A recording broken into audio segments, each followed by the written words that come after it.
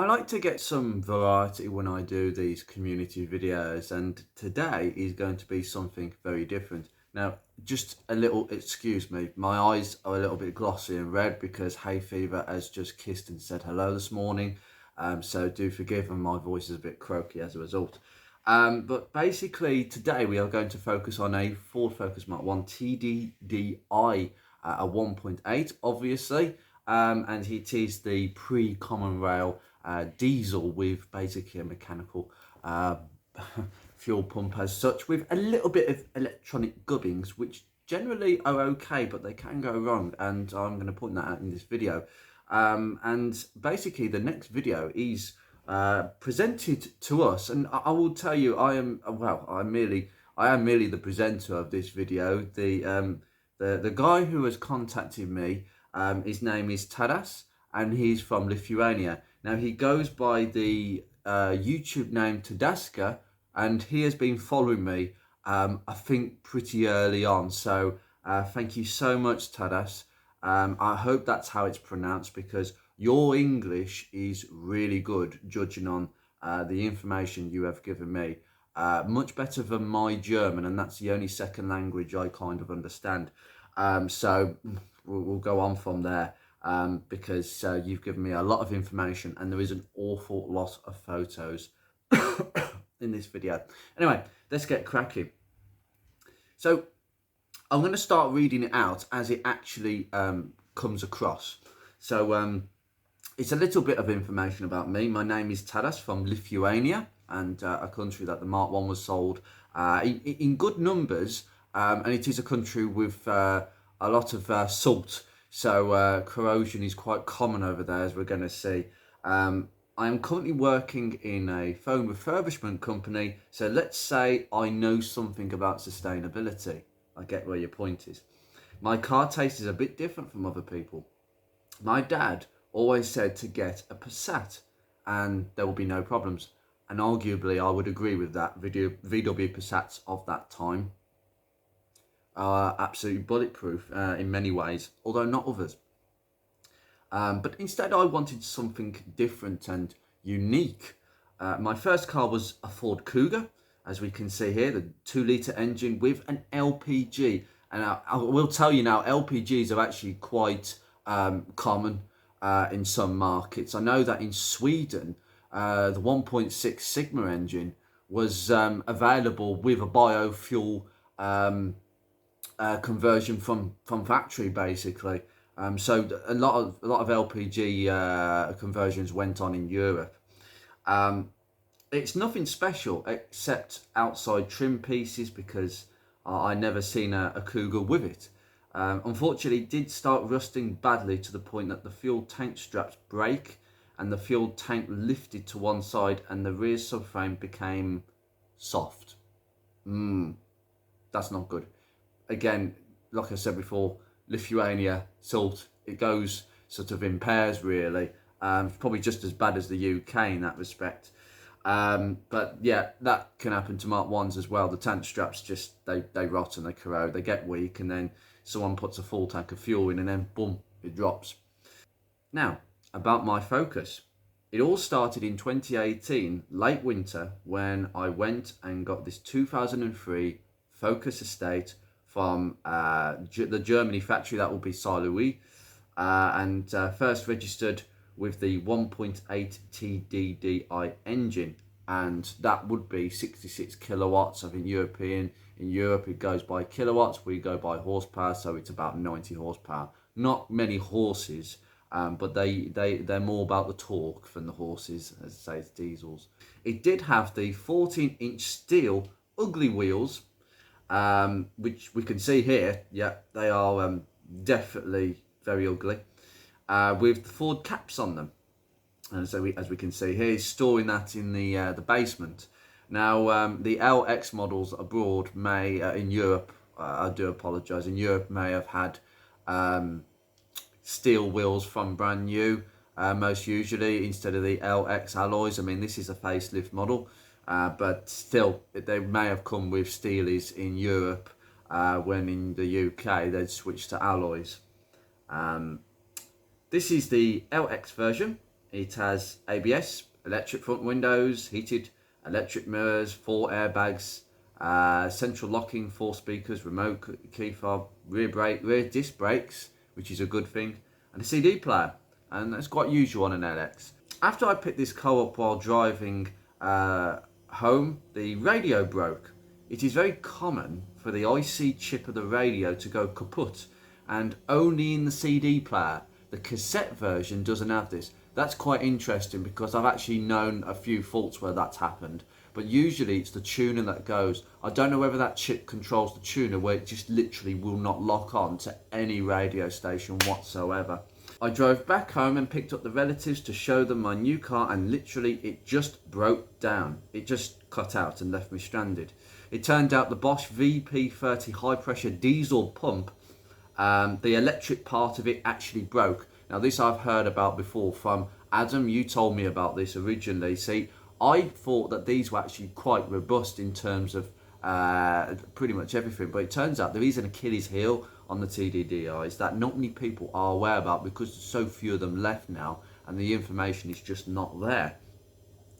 After £80 repair of the transistors in the unit, and we're talking about the little electronic box that sits on the pump, and that basically connects to the immobilizer chip in the car, the transistor and the key, and it is a way of immobilizing the diesel pump as such, to turn it on and off, basically stop it starting, because obviously on a petrol you have a completely different system. Apparently you can find this on YouTube of how to do this. Okay, so because a new pump is about £1,000 euros, that's quite a lot of money. The car drove really well until about half a year later. I parked the car up, could not start it anymore. Guess what broke? Oh yes, the Bosch VP high pressure fuel pump itself. That's interesting. A very few times I've heard of the actual pump completely failing, but again, I don't know as much about this. This time, something with the pump itself, the only solution was to completely replace it. Apparently in this picture, it's the old one. Apologies for the mess, he says. Well, it's easy said than done, but you need the correct part number and you also need to program it to the immobilizer because these parts are connected. Yes, that electronic part on top of the pump has to be actually synced to your key, the chip in the key, because that is basically what immobilizes the car. The immobilizer chip in the key links to the ignition bell, and that links to the actual pack on top of the pump. So it's often that you'll get the actual solenoid pack is removable off the pump. You can just replace it like we've just said here. But sometimes it's quite common on eBay to get a kit. So a key with the chip, the ignition, the transistor by the ignition barrel, which links to the key, and then the solenoid pack on top of the pump, and all three of them are linked together. That's the kit that you buy. Also, it's not easy to replace. You need to remove the timing belt and then somehow remove the chain from the crank to the pump and align everything back together. After half a year, I found a used pump for €60, and a replacement job and programming was €150 euros. That's not too bad actually, to be fair, comparing it with pound sterling and what we would expect here. Unfortunately, when I got the car back, I noticed a huge coolant loss and the turbo was not working. Oh dear. The turbo problem was an easy fix. The vacuum line in this picture was broken, so I made a temporary fix with some clear rubber hose, but the plastic broke a few times, so I installed a straw from a juice pack that kids use when they drink them. Oh, brilliant. That's brilliant. Absolutely ingenious, actually. Sometimes it does come off, but then I lose the turbo, but I know exactly what to do. This is just fabulous. This is exactly the kind of repairs that you kind of have to go through with older cars. It's just, the thing is, it's about knowing your car, and obviously you know that when it goes, it's the blooming straw that's gone. Oh, dearie me. Other problems, like the coolant problem, was the thermostat housing. Ford, with the facelift model, cheapened out on them, so instead of an alloy one, they used plastic. That's very true. I bought a pre-facelift one, see these pictures, but you need sealant to create a gasket. I don't actually think that that's necessary, but then on the diesels it might be, but on the petrols I don't think sealant is very necessary at all. In fact, I just say use a gasket. But if you need to create a gasket, then that's fine. You know, RTV silicon or something like Harlemar does the job. After that, the car worked really well. Then I started to wish the new wheels to replace those horrible steely ones, and I got used ones. Excuse, because obviously the translation from Lithuanian to English is really good. I'm just reading this out as it is. So apologies for everyone for that, and sorry, Tadas, I am trying to get this right. Turns out the steel wheels you get just basic wheel nuts, and for alloys you need the rounded ones that fit both the steel and the alloy ones. That is true. After 2 years of just oil changes with filters and very minor stuff like the brakes being changed and the wheel bearings being changed, the rear suspension started eating the tyres on both sides, which means the camber is out of adjustment.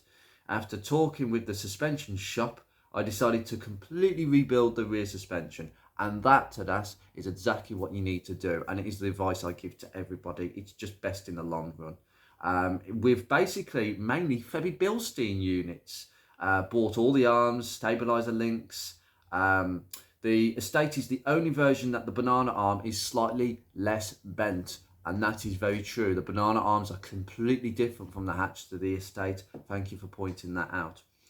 While I was waiting for parts to arrive, I noticed really bad knocking on the front suspension and found out the bushings on one side were coming off and the side ball joint is loose. I could not find Febby ones, but I bought Monroe arms and Febby stabiliser links. That's fine. So it sounds like, again, the usual common fault, drop links. Mark 1s eat drop links, whether it's a petrol or diesel. They just go through them really badly. And they will do you absolutely fine. And Monroe arms, nothing wrong with them whatsoever. The links lasted about half a year, so next time I bought Monroe.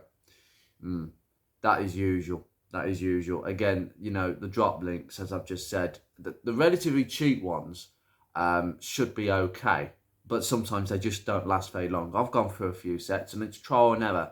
Lemforder is the one that I would go for because that is near to the originals. I think they are pretty much a copy of the originals. They supplied a lot of parts to Ford Lemforder. And they've been on my Focus for about 2 years, no problems.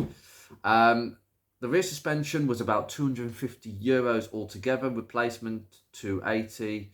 Yeah, around £280. I think that's what you meant.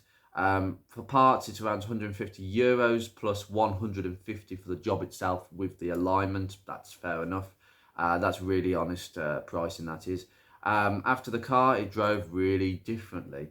It's like on rails, and that's precisely what happens. It's because your train arm bushes have been changed. I don't think the rest of the suspension makes a difference, but those train arm bushes make and break a Mark 1, believe you me. Sadly, the rust problem that I was putting off for a very long time became worse to the point when I was changing the wheels on the rear jacking point.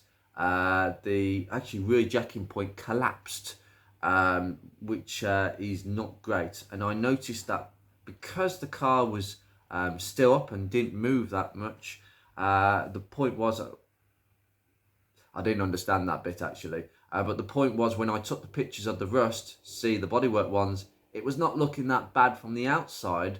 Well, when I started to do the job, oh boy, look at the pictures.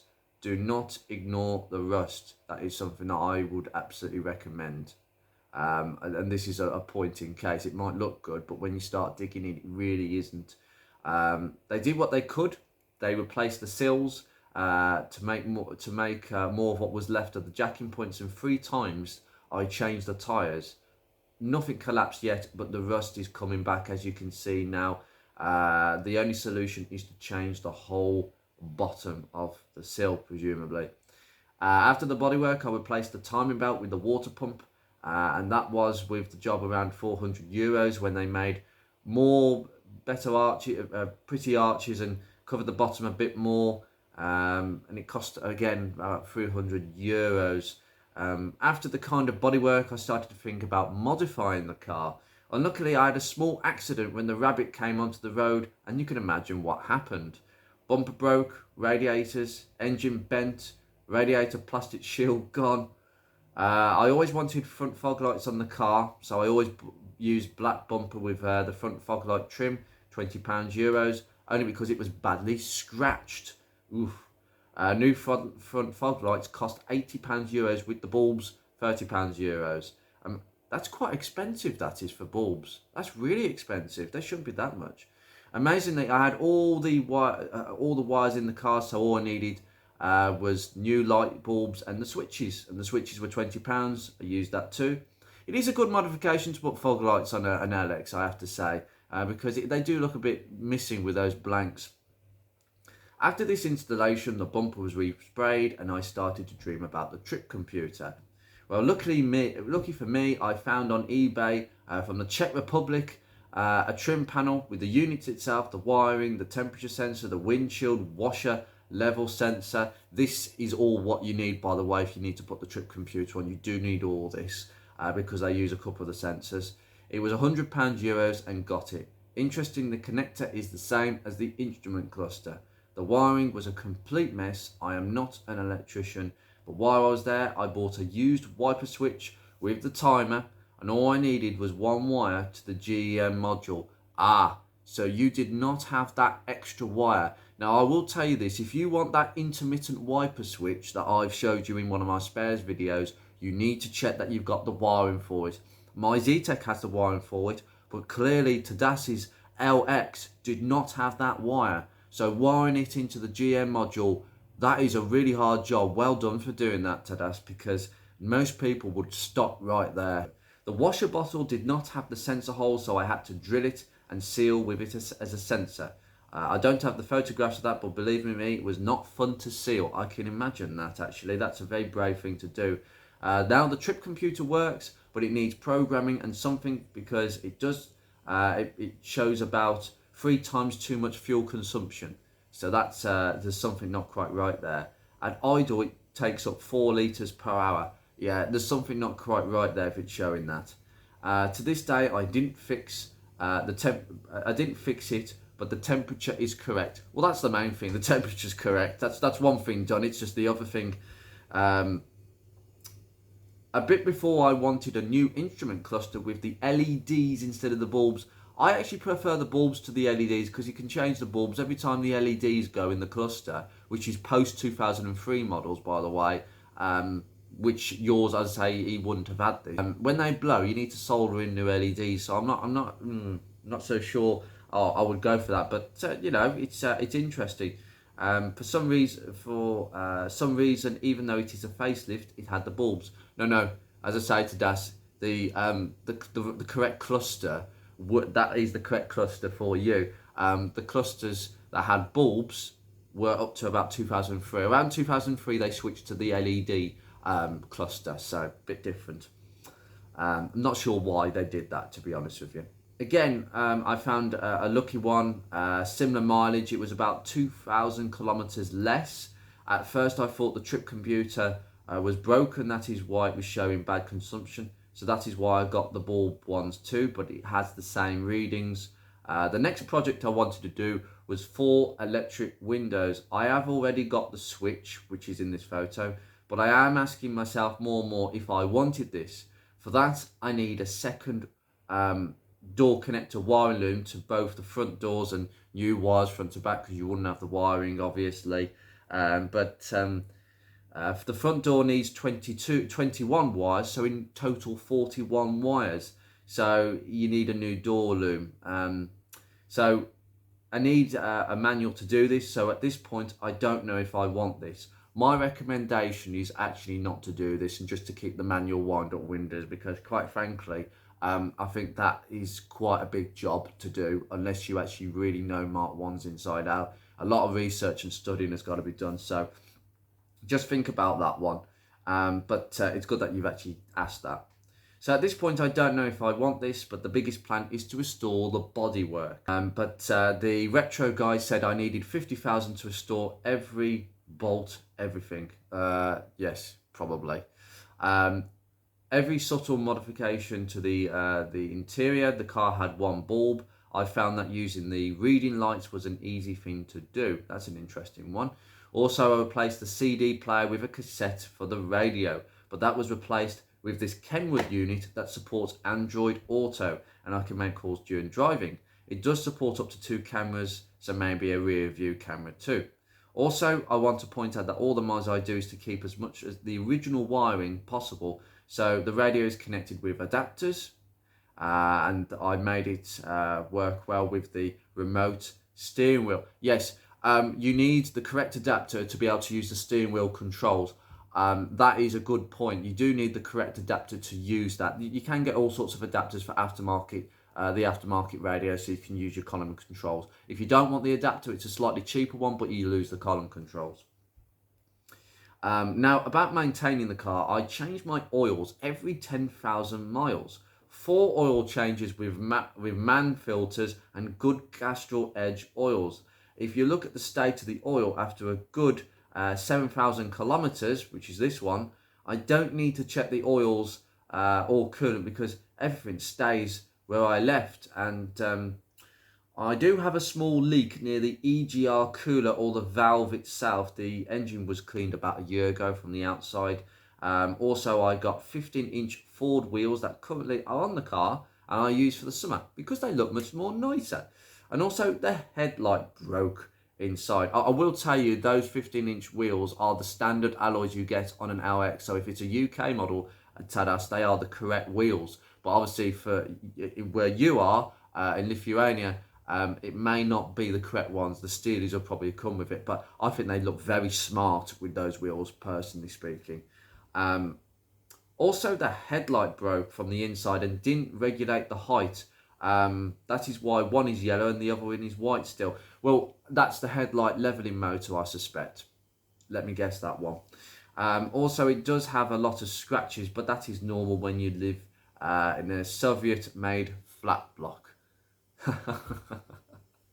For the ending, I would say this. It is old, it is a diesel, and yes, I know it is not good for the environment, but first of all, it is already made. Secondly, it's in good condition. And lastly, what are we going to show kids for the future? It's a very good point. 60s, 70s cars? Question mark. I will try to keep this focus going for as long as possible, even though I will need crowdfunding campaign for money because they don't make cars like this anymore. I almost came, look at the map where this car was with me. I almost came to its homeland. I trust this car. The Bosch VP30 can break at any moment. It does have tiny leaks, but it looks beautiful and the engine sounds like a kitten. Everyone would say I'm stupid to put this much money into it. Nobody here thinks that. I could buy 3 of these cars for this, but for some reason it is special, and like everyone, I would say work in progress, or as I would say, Tadas, it's a rolling restoration. It's never finished. They are never finished. There is always stuff to be done, no matter how finished you think. People have this interpretation of both my cars, like they see that my Mark 1 is finished. It's not finished. It's far from finished. Beatrix, far from finished. The 45, what? Far from finished. It's never finished.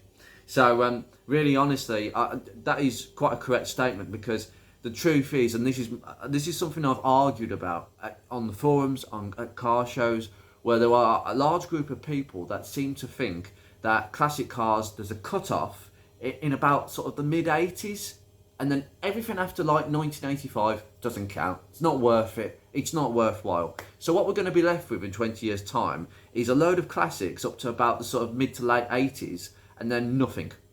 That is appalling. There were some amazing cars in the 90s and early noughties, and this is one of them. And you're absolutely right. These cars are really, honestly, we do need to show these the kids of the future. Basically, this is what we grew up with. These were the amazing cars of the 90s, noughties. Far better than what came before. Far better. Far more reliable. These cars were peak motors. 100%. The peak generation of cars. The gold. I'm sorry. I just think that when people say that the 60s, 70s was the golden generation of cars, I don't know what they're talking about. 90s, noughties cars are the golden generation, because I'm not being funny, they work and they get you from A to B. It's only because of age that they're getting slightly less reliable, but honestly, there's nothing that can beat these. I'm going to say thank you very much to Tadas for providing all of this script. Because quite frankly, this is this has made my job a little bit more easier. But this is exactly what I want to hear from people, because these are fantastic stories. And again, if you have a diesel, this is a thing with the electronic fuel pump. There have been a few modifications here and there. I would recommend, Tadas, do not mess with the rear windows. I think you should leave them as manual ones, because I think it's just too much of a faff for something that, for me, most people wouldn't notice unless you're inside the car. And I think keeping that original for the sake of just not worrying too much about it and messing, because sometimes you can mess with stuff and make things worse, and then other things break because you've tried to add wires or solder wires into the loom. It's a mess. Electronics you gotta be careful of. But I have to say, the biggest credit I give you for the bodywork is expensive. Everything like that's expensive. But wiring, putting an extra wire in from the intermittent wiper switch all the way through the cluster, through the back of the trip computer, all the way down to the GM module. Honestly, it's mind-boggling. Because the GM module lives in a very weird place. Sometimes it's by, this is the thing, the GM module has two locations. It can either be by the ECU, which in case it's just a downward movement, or sometimes it can be by the fuse box at the back of the glove compartment, which again, on some models, particularly European models that I've seen, they can put them in some weird places. So for you, obviously it's on the right hand side, to us it's on the left, but each to their own about that. But anyway, I'm going to leave this here, and thank you, Tadas, for showing us your car. This is one heck of an amazing car, and quite frankly, I can't wait to more hear from it. So you stay in touch, and this is one heck of a feature. Anyway, to the next feature, guys, you take care. I will see you very soon.